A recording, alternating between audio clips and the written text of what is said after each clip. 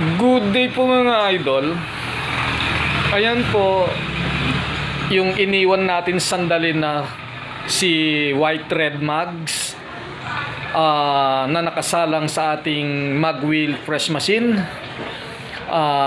After 15 minutes, babalikan na po natin siya para makita natin kung ano na ang status ni Red White Mugs. Close up.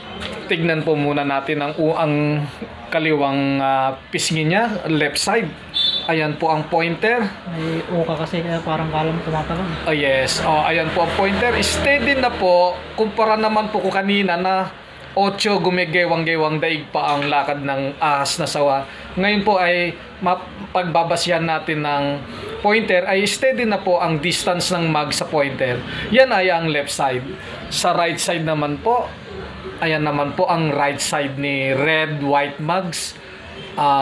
Ayan po, steady na rin po ang pointer natin sa gilid ng magwheel.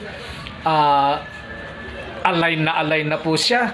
Tignan natin sa ibabaw. Ayan po, wala naman po siyang talon-talon. Yung ibabaw medyo Okay naman po. Ayan. Sa tingin ko, okay na po ito. Matutuwa na po si customer sa align po ng mugs na napakalaki ng gewang kanina. Matutuwa po si customer nito dahil okay na po si Red White Mugs. Yun lang po. Salamat. Bye-bye.